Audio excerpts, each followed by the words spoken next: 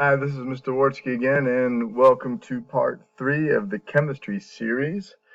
This is the last slide you took at in part 2, in which we talked about polar covalent bonds. I want to show you a couple slides here. Now, this is a polar covalent bond in water. Here we have the oxygen, which is right here, and the two hydrogens right there. Notice that the oxygen needs 2 more electrons because it has 6 in the outer energy level, and it shares 1 electron with hydrogen here, so that hydrogen has 2 in the outer energy level, and oxygen will now have 8 electrons, and both these atoms will now be happy atoms.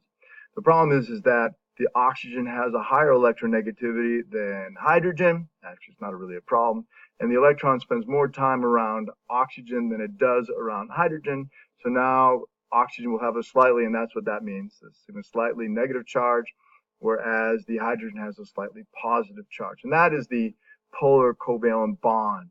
Right? So that has a slight charge. Now, this slight charge has actually a consequence.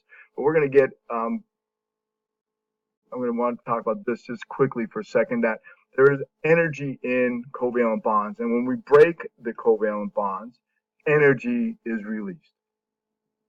And that's all that we need to talk about that. So how does the polar covalent bond lead to hydrogen bonds? Now, this is, and hopefully we'll talk about this later. Well, maybe not. The hydrogen bond forms when and write this down, the slightly positive hydrogen is attracted to a slightly negative atom on another molecule. And that's the key thing. It's between molecules.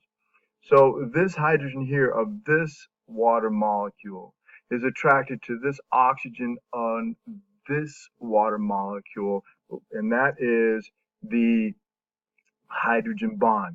Now notice down here, I hope you can see this pointer here, this right here is not a hydrogen bond.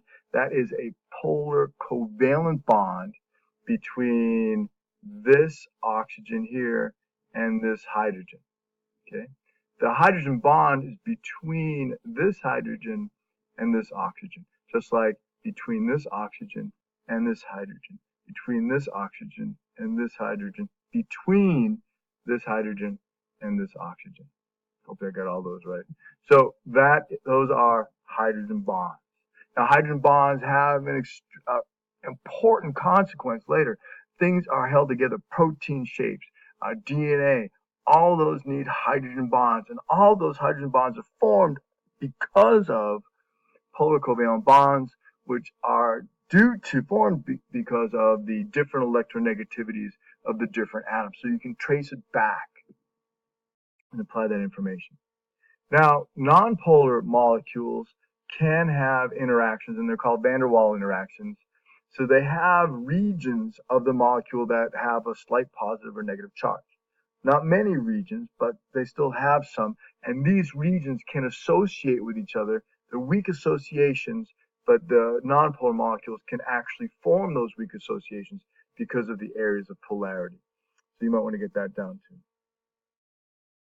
So, and this is going to come up from time to time. So how does electronegativity relate to the formation of hydrogen bonds? It's going to relate because the atoms with the different electronegativities share electrons unequally. The unequal sharing of electrons leads to the formation of polar covalent bonds. The polar covalent bonds have a hydrogen with a partial positive charge and another atom with a partially negative charge. The partially positive hydrogens will be attracted to the partially negative atoms of another molecule, which are hydrogen bonds. Now, we're going to see hydrogen bonds a lot in characteristics of water, which we're going to talk about next. But we're going to end it here. Chemistry 3 notes. I'm going to stop here, and in chemistry 4, we'll begin the formation or the characteristics of water. So we'll stop it now, and you'll hopefully pick up the next screencast.